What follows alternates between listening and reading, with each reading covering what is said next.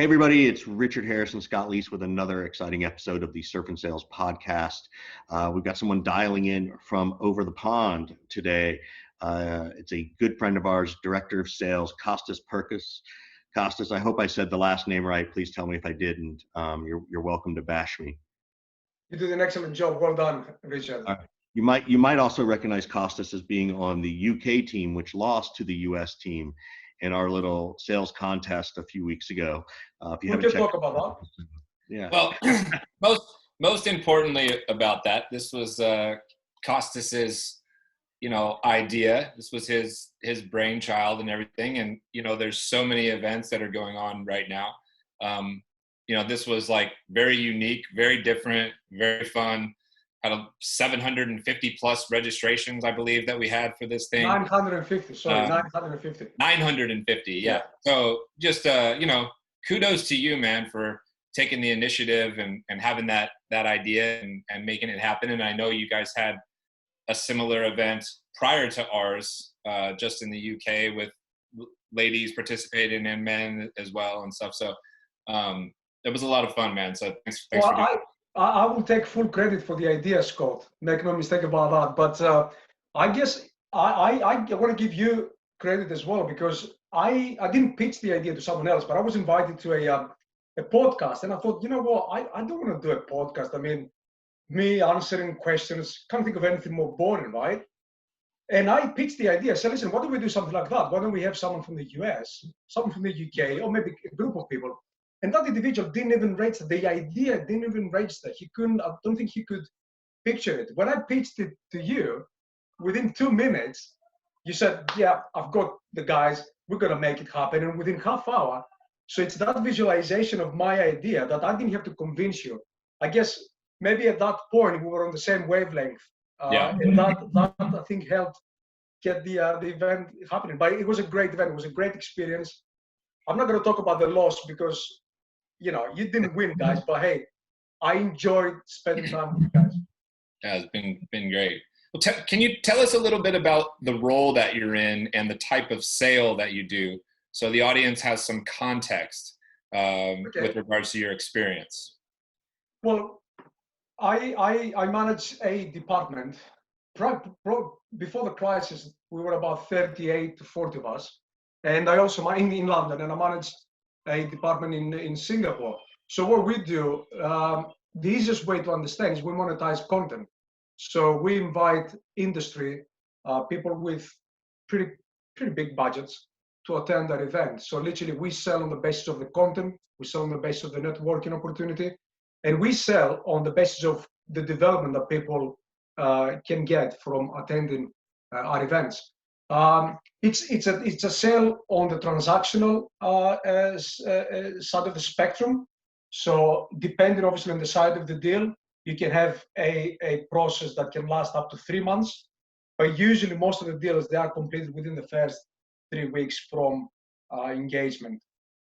So I've been doing this for a few years now with the business. So I guess that there's something to brag about. I'm a unicorn director. I've been a director of sales for 13 years, 14 years. Wow. So I'm like I said, I'm a unicorn director. I'm very proud of that. That's good. That's a lot of experience.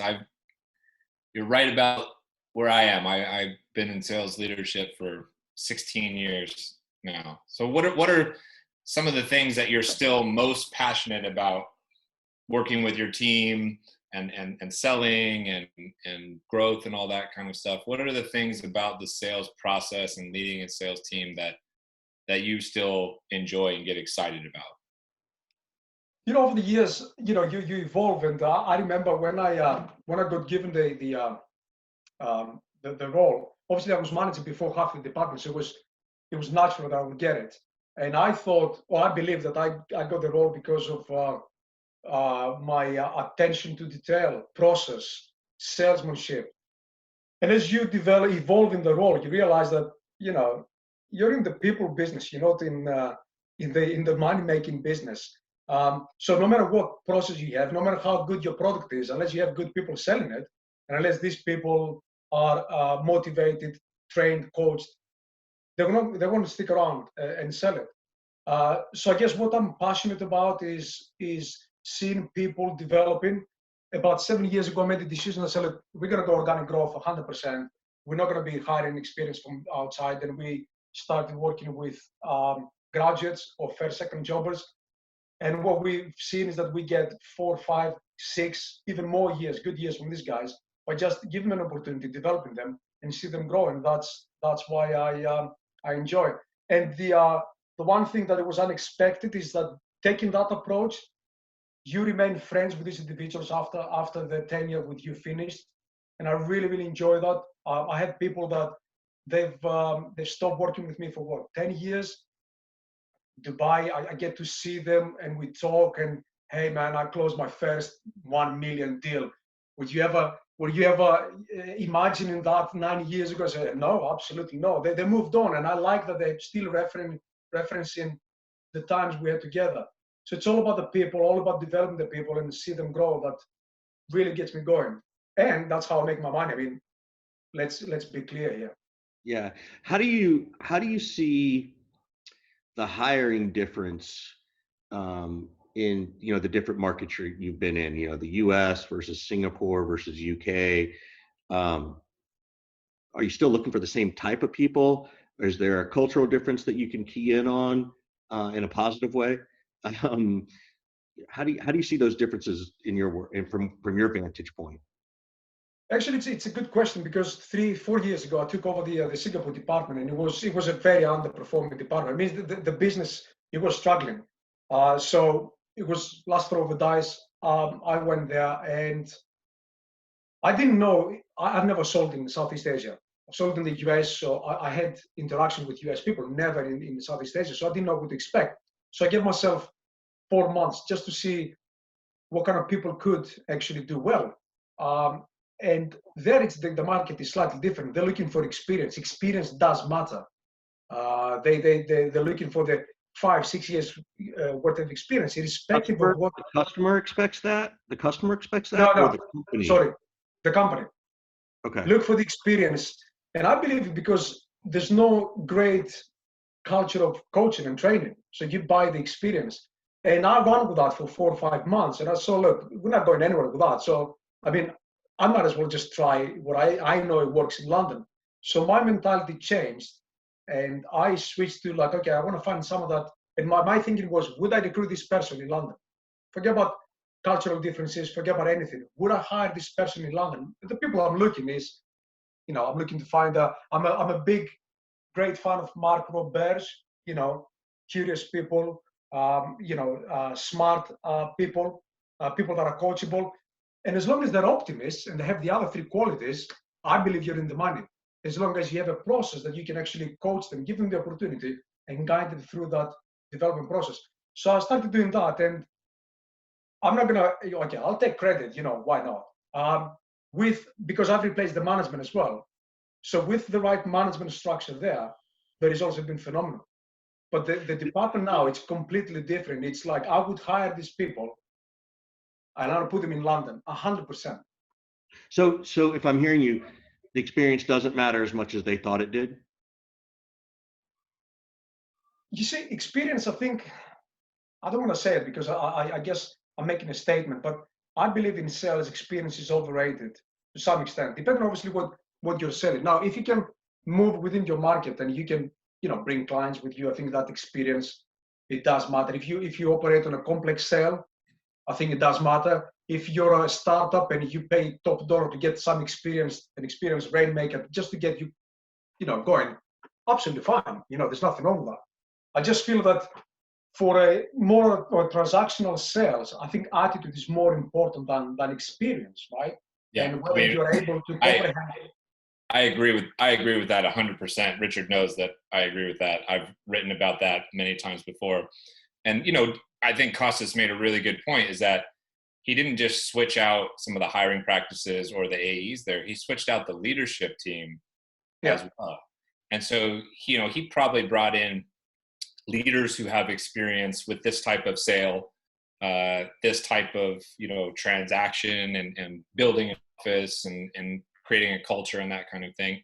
And he also said something that's that's really critical. It's like, as long as you have the process in place, then you can take people who are maybe more junior and train them up, right? And it's those things that matter more than, does this AE candidate check the box of having 5 years of SaaS selling experience? Like, I'm with Costas. Like, I don't care about that shit. I care about, who somebody is, who they want to be, how bad they want to make something happen. And to use his words, the attitude. Do you think it's as equally, well, and outside this moment of COVID, right? Sort of think back to January, February, even last year. Do you think it was harder or easier to hire in any one place than it was anywhere else? Or is it still, it's hard to find, you can find salespeople, but it's hard to find good ones? Yeah, I mean, look, the Southeast Asian market is tough. It's a tough gig to find people because, we're based in Singapore, and they don't like doing sales. It's not a profession that they feel it's a career, right? Remind me of my early years when I moved from Greece to London, to the UK. Well, although I was doing well in sales, my mindset was like, find a job that you can actually explain to your father and your mother, and they can understand what you do, right? And I think it's that. I don't think that it's difficult to find the right person. I think that there's talent no matter how much you pay. So at any pay bracket, you can find the right talent. That I believe that. What has happened in the last 3 or 4 years, definitely in London, it became more challenging, and primarily because of all the money that venture capital firms throw at technology companies, right? Because they're trying to find the next unicorn that they can sell in 5 years for 2 billion and everything like that. And they throw a lot of money in that first, second job, a graduate market. And then you're thinking, well, I don't want to compete with that because this is crazy money. I'm not a company that has a 5-year exit. And if you survive 5 years, great. I'm a company that, I invest in people. My management team, I have people that have been with me for a minimum of 5.5 years, right? I invest in people. I see they're buying their first house in London, which is a big. All my managers, they own their own place in London. But to me, that's a sign of success, right? It's how do you build that, though, Costas? What do you do, at a tactical level, right? Of like, hey, I'm going to teach. I want to make sure they know how to do these things. But then what's that other intangible piece, right? The part that builds loyalty, the part that builds trust, that builds these 9 and 10-year relationships, right? Because I have the same philosophy, right? But I'm just curious how you approach it for your teams. Look, like I said all the way from the beginning, that I wasn't the person I am today, or the manager I am today 30 years ago, because my focus was at different things. For example, it was around the process, around the salesmanship. And I now am more working on what is called my soft skills. I care about the people that I work with, right? I'm the kind of guy that, obviously, from our interaction, you may have gathered that if I don't like someone, that's it. I don't like that individual. I'm not going to work with them. So by hiring people that I like as humans, I care about them as human beings. So by coaching them, not as salespeople, but coaching them as people, throughout the life. And also because I hire younger people, a 24-year-old, right? They don't have any idea about finances. They don't have any idea about what's your plan of buying your first house. By having that kind of interaction with them during working hours, outside working hours, I'm 47 and I go out and I do Tough Mudder with these kids, right? And I trained for 3 months before, because these are kids that go to the gym. I just want to be part of that culture. And what I think happens is that they talk to me about pretty much anything, even on a personal level. I remember, I'll give you an example. Well, hopefully they don't follow me much on LinkedIn, so they won't hear this.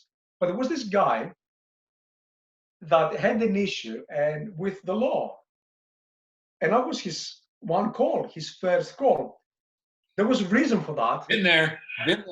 But I was the first point of call, and you know what? To me, that did matter. That there was a reason why he didn't want to call his family, but he called me, and you're thinking, wow, that's a huge responsibility. I had people calling me at 3 o'clock, telling me, listen, I do not know where I am. I'm concerned, being out and everything like that. And I had to actually say, look, what are you? Go and speak to that person, keep the phone on. Or people that they were going through a bereavement, and I had to make sure that I push the business. Listen, we need to pay for someone to see that individual, some specialist, because I cannot deal with that. I don't have the necessary experience. And and I think that people care about that. They do literally, they do genuinely care.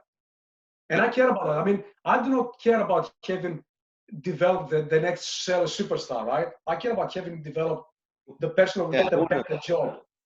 I want to ask you a question. You said, you like to hire people you like, which I get. Like, I understand that. But my big concern is that you end up hiring too many people just like you, so you don't get that difference of opinion. So is there somewhere in your head where it's like, well, I want to hire people I want to try and get along with, but they don't have to be like me. They can be more quiet. They can be more boisterous. They can be more introverted or extroverted, whatever. Define that word "like" as the way you've seen it, because I'm not a fan of trying to hire everybody I like. I try to find No, you're right. Absolutely right. Let me just clarify that. I like people that are smart, people that they can show me that they're coachable, or I can find out if they're coachable during the interview process, and people that are curious. And on top of that, I like people that have an optimistic view of life. Now, that can be applied to men, women, whatever, right? Now, if during the interview process, I feel that this is the kind of person that we get in, I will get them into the team. Now, what happens afterwards is that they obviously disperse. We've got we had two divisions. Let's talk about what was happening pre-corona. Two divisions. I spend time just on the coaching side with these individuals. But what happens is, in the first 6 months, you get to know people. And, the more you get involved with their successes, the more they open up. And I was trained to actually have an agenda for one-to-ones. I said, look, let's scrap that, right? All I need is 3 hours per month with individuals. I just want to be able to coach the account. I just want to be able to coach the skill. And then I just want to talk, crap with them. I just want to get to know them as human beings. I want to go out with them, so I get to know them outside. And this is what I'm talking about. Then you get to like the people, because we just got to know them, right? But no, when the selection criteria, they remain the same: smart, curious, optimist individuals. So I want to ask you a question. You said in Singapore that sales is not an easier job to recruit for. It's not something people think about, and I think that's even relatable to in other parts of the world, particularly when the economy's good, right? When you can't find good salespeople. How did you find people in Singapore then? What did you do to think outside the box, or did you literally have to import them in from the U.S. or London or some other part of the world? I'm just curious how you attack that problem of, when I can't find the right kinds of people, here's what I did. We used people's networks, because in Singapore you obviously have the problem with unless you're Singaporean, you have a certain number of licenses, and if you have a company, you can't use all licenses with one department. So if you want to bring someone from Malaysia, for example, you just can't do it. If you want to bring an expat, a US guy, you have to have enough Singaporeans. So we were working a lot with personal network. So it's literally seeing who's doing well and just tap into their network and approach these individuals. So it was more of a headhunting exercise rather than just the classic, I advertise, people apply, and that's what it is. Because we did try that, and I got involved with that, with the hiring process. So people will call me, they will go through an exercise with me just to see how they come across. Because I phone screen every single, even in London, I phone screen everyone who applies with us, because you just never know where the talent is, right? And that wasn't working very well. So we said, great, let's go headhunting now. Who do you know that is in sales, or who do you know, what kind of person, to explain to them what kind of person could do well here? And we were just literally going through people's personal network, and that worked very, very well. Did you have to convince people who weren't salespeople to become salespeople, or did you actually find salespeople through the networking? Okay, sales or customer service. There had to be some kind of interaction with customers. So sales, would be an ideal, and we did hire salespeople, but it was more like customer facing roles, and then you work on the skill. Yeah, and again, I know the definition could be different, but how did you convince someone? What kind of things did you coach this customer success person as to why they should come into sales? Did you have to sell them that hard, or when you found those people, they were glad to come into sales? Well, keep in mind that anyone who's thinking about, everyone who's looking for a job, there's a problem with their current employer, right? So for me, it was just to have a conversation, and you would just ask them about how's it going. And you said, like, oh yeah, I'm happy and everything like that. Great. Talk to me about what you're going to be doing in the next 2 years. You've been there for 3 years. What will you be doing in the next 2 years? And I think that this is the gap that a lot of companies have.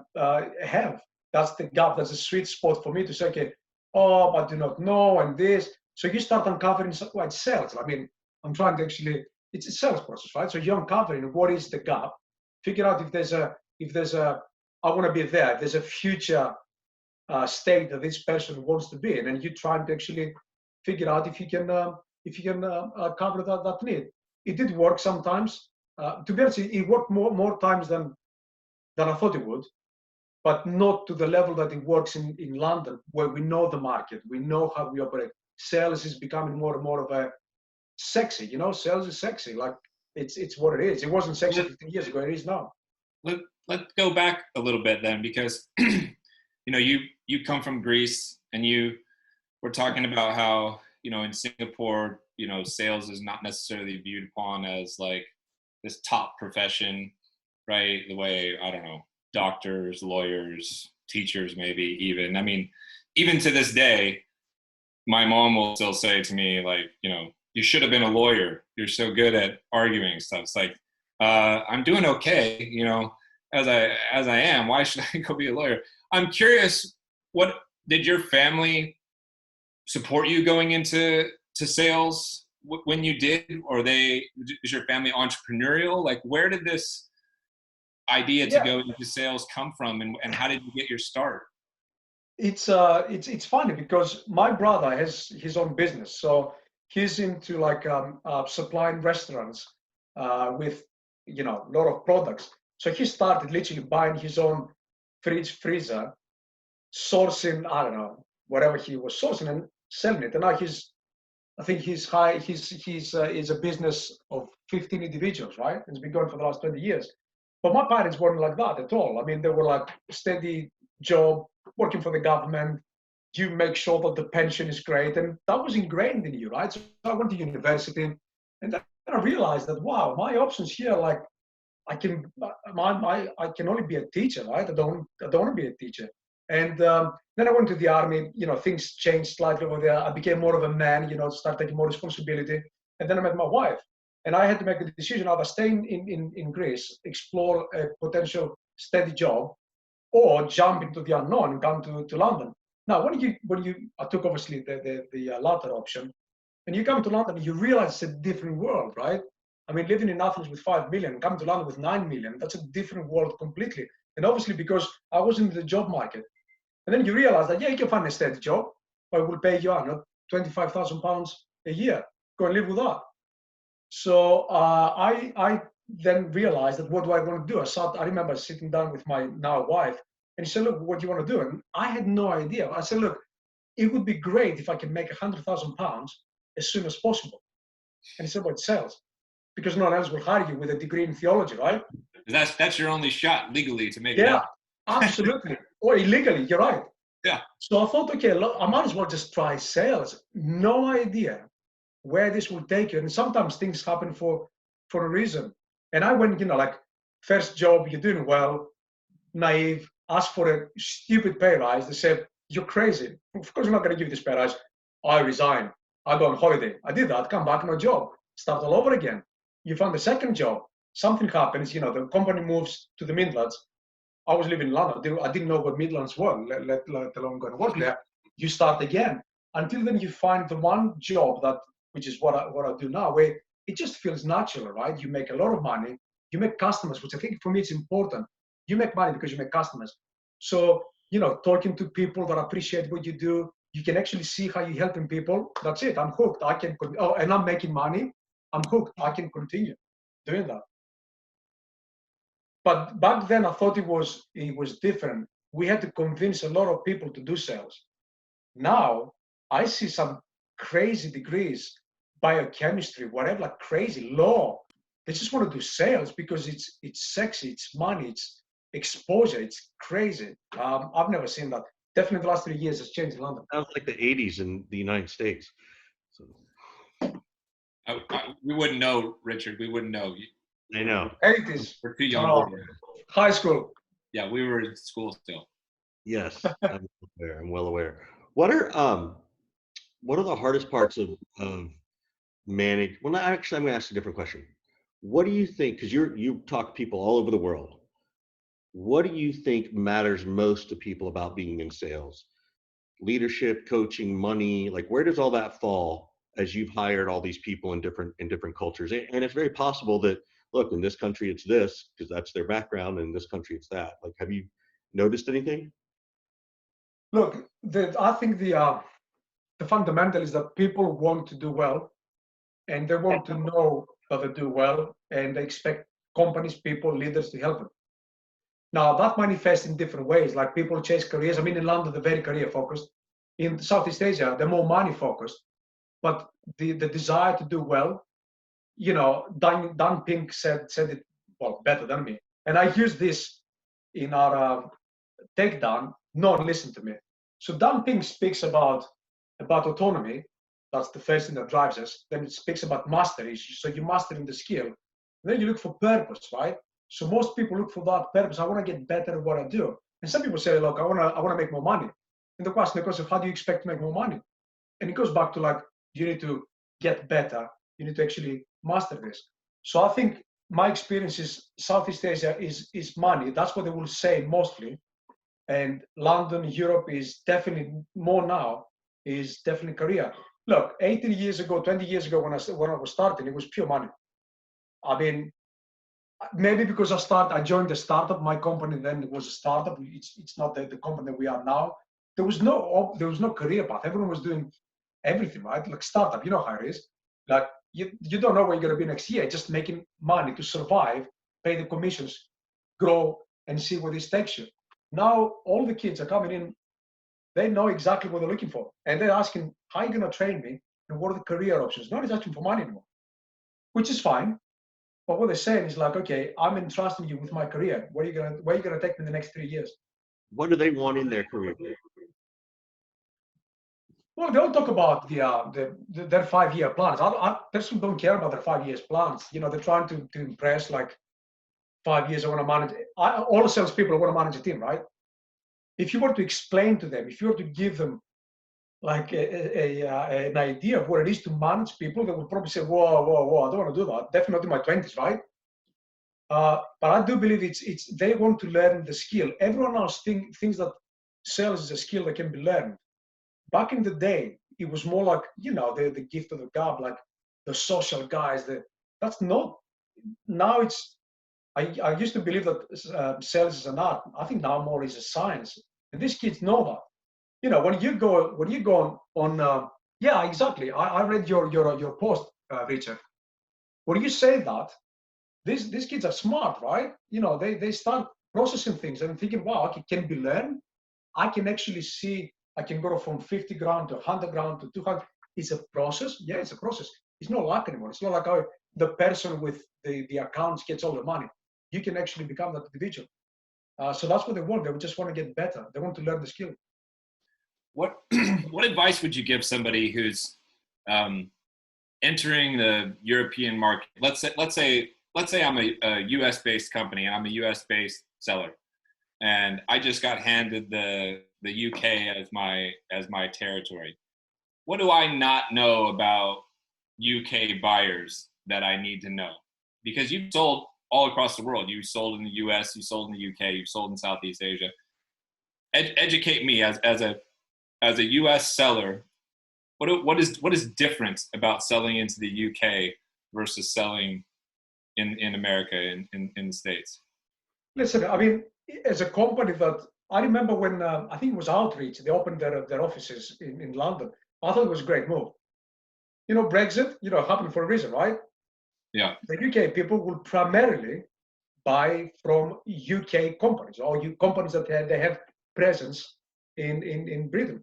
So that works for all Europeans. So if you were to actually open up, if you want to actually do business with the European market, you do much better, penetrate that market better if you have presence there. Now, whether they're US guys or not, that doesn't really matter, right? But you have the presence there. I mean, it's the UK people, and I don't think they differ to the US. That special relationship runs deep, as we know. They buy the same way. The same differences in other European markets. For example, you guys sold in Germany any product? You know, the Germans are a bit ROI. They want to know exactly what this is going to do. They're more technical. They ask more questions, harder questions, and you know, they might take a bit longer to make a decision because I think it's their thought process. When they make the decision, they're all in, right? So it's great people to do business with. But when you go to the Nordics care more about the individual, what it does for me. They care more about in our industry. They care about who am I not networking with. If I'm going to invest 3 days of my life, who will I be able to meet? So they care. There's difference to the approach. So you don't go hardcore with okay, what's your specifications of your product, what the product does for the individual. So I would say that these are the two main differences that I've encountered. Yeah. Now, when you go to Southeast Asia, it's a combination of the two. Look, I've never experienced that, and I do a lot of cold coaching, and I just have to change what I do with the guys because it's very process driven. So you have a seller that follows a process, and you've got a buyer that follows their own process. I've never seen that. There's no much conversation happening like, "Hey man, how's it going?" None of that. So it was a learning curve for me when I went there with my training materials, and I used to talk to the team, and they were all nodding, "Oh yeah, absolutely." Then we go back to the phone, and I thought, "What is this?" So I had to completely adjust what we were doing. I mean, I took the job in Singapore, like I said, because the business wasn't making any money. So I said, "Look, I'll do it. I'll do it for." They said, "Look, can you help us?" I said, "Fine, I'll do it for free. No problem." Because I just wanted to find out. 4 months in, I thought, "Wow, what am I? What have I done? Can I get out?" I couldn't. Yeah. And I'm still going strong with the Singapore office. When you do your call coaching, are you somebody who tries to call coach like before the call, during calls, after calls only, or a mixture of all of the above? What is your best way to deliver call coaching? I think the worst thing you can actually do is to coach live as things happen. I hate that. Puts people under pressure. They sound robotic, and to be honest, I don't think they learn anything because they're under pressure, right? Depending obviously who you're speaking with. I prefer to actually do coaching the account or coaching the opportunity during a pipeline meeting, where you just let people talk to you about what was the conversation about, how big is the account, what's their approach, and coach afterwards when you actually have recorded the call. So you coach, first of all, their understanding of the opportunity, and then you coach the skill afterwards. I would never touch anyone who is mid-pitch trying to better. And there was someone on LinkedIn, I was seeing, I was cringe, I couldn't see it. He was actually doing that. So the camera was on that individual, giving advice to someone who you couldn't even see. And I thought that's the worst thing. That's not coaching. That's you showing off, like, "Oh, say this because you work for me." So it's before and after, nothing in between. I mean, look, we manage adults, right? Adults understand context. If I've given you the right context based on the information you've given me before the call, and then I give you the right context, hopefully, after the call, that's an experience you've gained. You can do it again. How much time do you think you're spending every single day, every single week doing these call coaching sessions? I think this is an important point to get at, because I think a lot of sales managers, heads of sales, whatever the role is, sales leadership, everybody talks about like, "Oh, we need more coaching. We got to coach our reps." And they're like, "Yeah, I love coaching reps." And then I ask them sometimes like, "Well, how much time are you actually spending doing that? Like sitting with one person and listening and dissecting a call and saying, 'Hey, pause. Hear what you did right there. Pause here. Hear what that guy said right here.'" How much time do you think you're spending every single day? I'm curious so people can get a frame of reference like, wow, if I really want to be call coaching, I should spend X% of my time doing this. Every day between 8:30 and 10, I listen to calls. We have a software. You got All it. of them just, You've got it blocked 2 hours yeah, every day. You've got it by blocked. an hour and a half. Yeah. An Okay. hour and a half. Hour and a half every day. Yeah, this is what we call a prime time, where we expect most people not to have meetings, so to get, you know, the start the day properly, right? So I'm there unless my boss is asking for a meeting that I cannot move. So 8:30 till 10, every single day, I will listen to calls. What that does is, like, I mean, I can send them an email via, hey, listen, great that you did this, but that's a tip. So what I do then, when I listen to individuals or I listen to different divisions, we just agree with the management team, what we're going to do what we're going to train this week. So then we have group sessions where people learn from others. And then we identify, based on skill set, what do we need to train people. Let's say, someone who's been with us for 3 years, right? They should know X. So we identify maybe small areas of development just to keep it fresh all the time. So that's why I committed to earlier last year that it will be 3 hours minimum per person at any level coaching.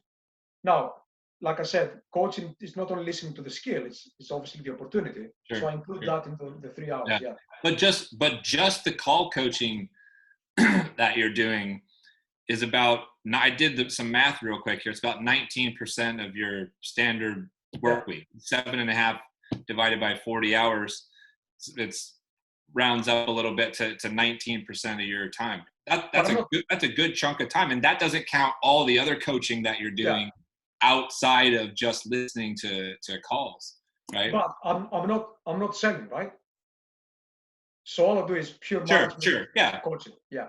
You're not an individual contributor and a sales leader. Yeah. Trying to get off mute. How do you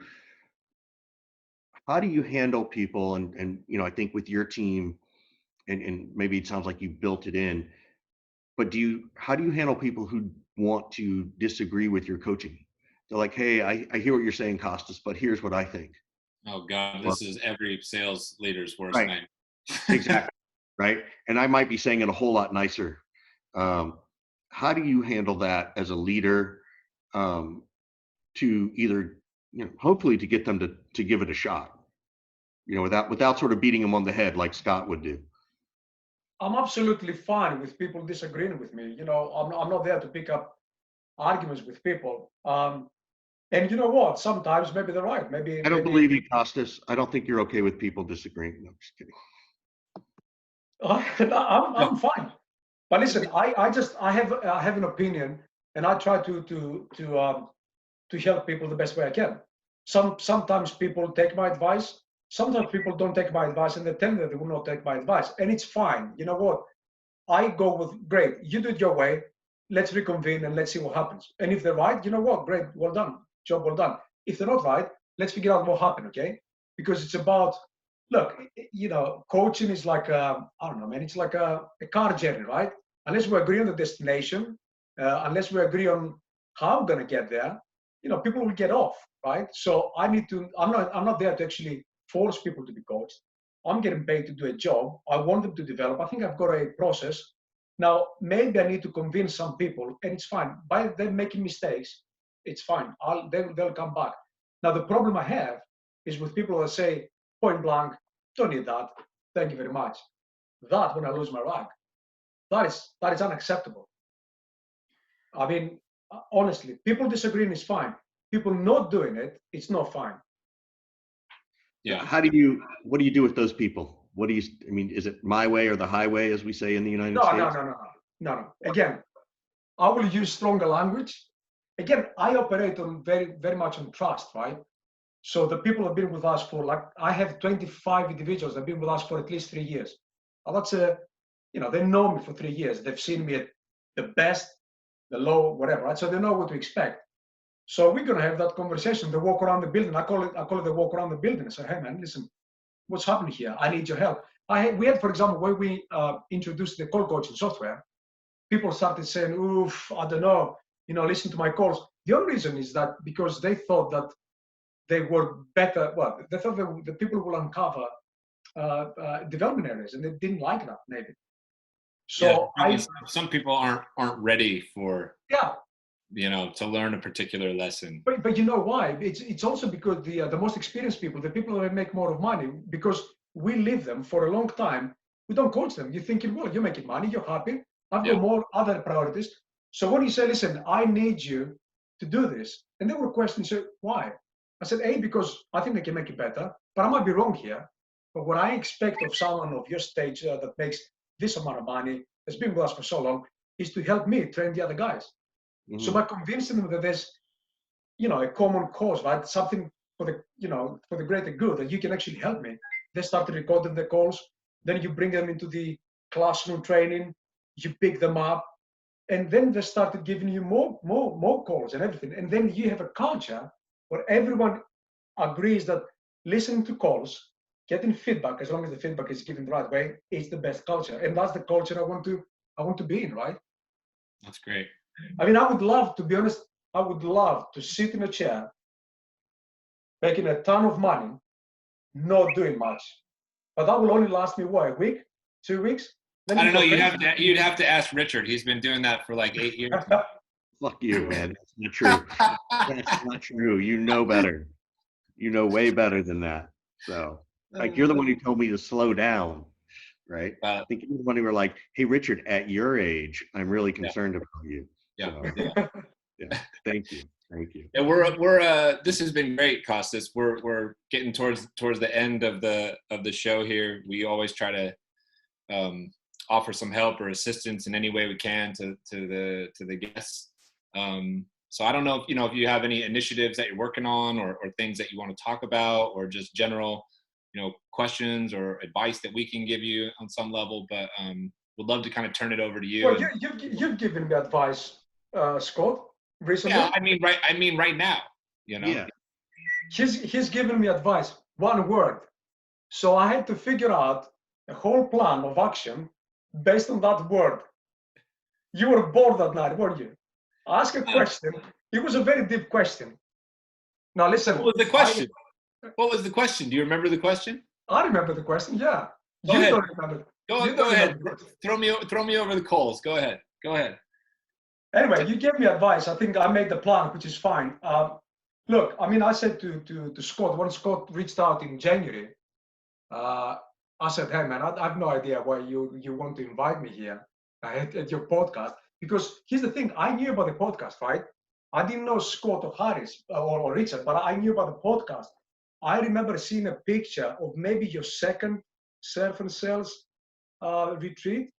And I think that Scott was lecturing, looked like that. Like I told you, Bondi, what is it? Bondi for Point Break. Point Break, yeah. Yeah, and I thought that you were the surf instructor. I had no idea. I thought that guy looks. He can't be anyone serious. It must be the surf. And I thought that you guys teach surfing. No way he's teaching anybody anything. That's so funny. So listen, I'm appreciative of the opportunity. I am the second Brit after Daniel Disney. I mean, come on, right? And I'm the first Greek ever to have graced Surf and Sales podcast. I do believe though that you guys need to venture more into the European market. I do think that there's a ton of value that you guys can add. I just feel that sometimes, because the US is such a big market and you're busy, I don't think that you reach out to the European market. And that was my idea about bringing the US and the UK together and stuff. Yeah. It's just we have so much shared knowledge, experience that we need to learn from each other. I think that's a good push for us. That's good advice for us, and a good kick in the pants, and be like, hey guys, go reach out to some folks over here. And we, because of the event, I can think of 3 or 4 others that were on there that we can reach out to for sure right away. And just in general, you're right.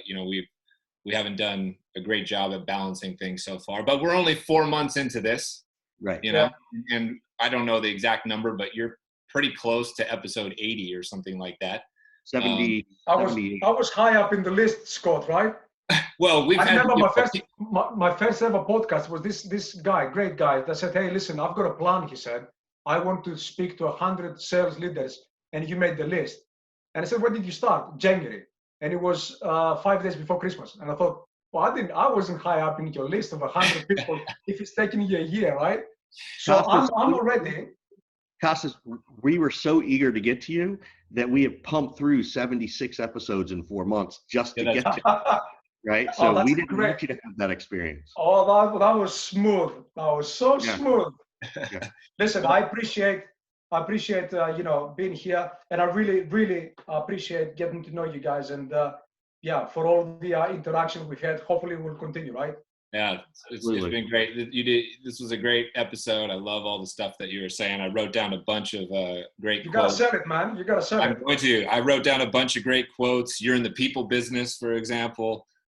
So this is going to be great. And yeah, thanks for spending some time with us. And you know, we'll be in touch a lot more soon. We'll get some help from you too, recruiting some other people from the UK that maybe we don't know about to get on the show. It'd be great. Yeah, man. I can give you recommendations all the time. Cool. Great. Cheers, All right. guys.